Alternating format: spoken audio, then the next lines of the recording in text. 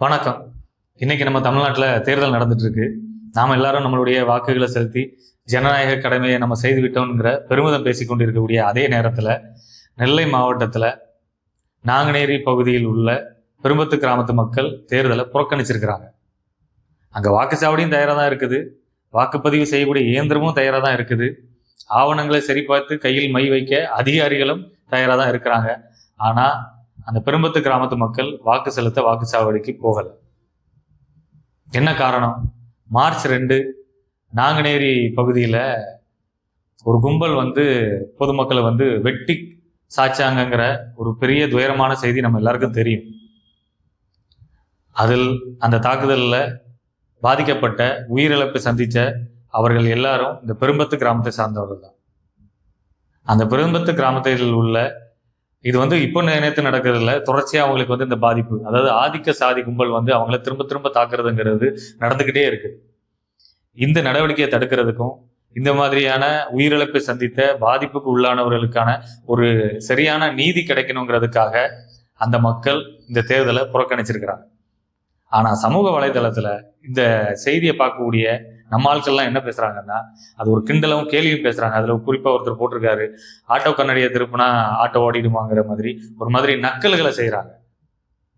ஒரு விஷயத்த நம்ம புரிஞ்சுக்கணும், அவங்க புறக்கணிச்சது தேர்தலை மட்டும் இல்லை, இந்த தேர்தலை புறக்கணிப்பது மூலமா இந்த ஜனநாயகத்தையும் இந்த அரசு நிர்வாகத்தையும் தான் அவங்க புறக்கணிக்கிறாங்க. அதாவது அரசு நிர்வாகமும் இந்த ஆட்சியாளர்களும் இந்த ஜனநாயகமும் அதுக்கு மேல எங்களுக்கு நம்பிக்கை இல்லைங்கிறது தான் இந்த மக்கள் வெளிப்படுத்துறாங்க. இந்த ஜனநாயக கடமையை செய்வதனால மட்டும் எங்களுடைய பிரச்சனை தீரப்போவது இல்லைங்கிறத அவங்களுடைய அவநம்பிக்கையை இது மூலமா அவங்க வெளிப்படுத்துறாங்க.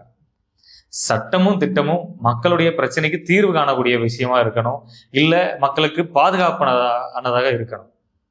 100% வாக்கு எல்லாரும் செலுத்திடணும், அதுதான் உங்களுடைய ஜனநாயக கடமைன்னு சொல்லக்கூடிய நாம அந்த 100% மக்களுக்குமான அடிப்படை பிரச்சனைகளையும் இங்கே தீர்க்கப்பட வேண்டும் என்பதும் அவங்களுடைய ஜனநாயக கடமை தான்ங்கிறத நாம புரிஞ்சுக்கணும். அதே நேரத்தில் இந்த தேர்தல் புறக்கணிப்பு செய்வதும் அந்த மக்களுடைய ஜனநாயக உரிமை தாங்கிறதையும் நம்ம தெரிஞ்சுக்கணும். ஜனநாயகம்னா என்ன? முதல்ல ஜனநாயகம்னா மக்களால் மக்களுக்காக மக்களே நடத்தப்படக்கூடிய ஒரு ஆட்சி தான் ஜனநாயகம். இந்த பெரும்பத்து கிராமத்து மக்கள் என்ன சொல்றாங்கன்னா, அப்படி ஒரு ஆட்சி நடக்கலை, இந்த மக்களுக்கான ஆட்சியா எங்களுடைய பிரச்சனையை தீர்வு காணக்கூடிய ஒரு கட்டமைப்பா இந்த ஜனநாயகம் இல்லைங்கிறத வெளிப்படுத்துறது தான் இந்த தேர்தல் புறக்கணிப்பா அவங்க செய்யறாங்க.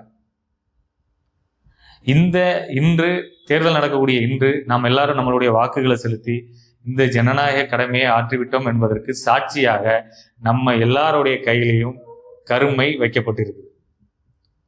அதே நேரத்துல தேர்தல் புறக்கணிப்பு மூலமாக இந்த பெரும்பத்து கிராமத்து மக்கள் இந்த ஜனநாயகத்துடைய முகத்திலேயே கருமையை வச்சிருக்கிறார்கள்.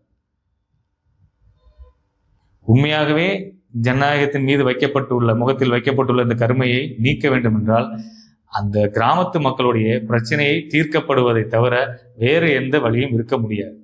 நாமளும் அந்த மக்களுடைய வலியும் வேதனையும் புரிஞ்சுக்கிட்டு அதை கொச்சப்படுத்தாம அந்த மக்களுக்கான உண்மையான பிரச்சனையுடைய தீர்வை எட்டும் வகையில் நாம் எல்லாரும் அவங்களுக்கு வழிவகை செய்யணும், அதற்கு ஆதரவா இருக்கணும்.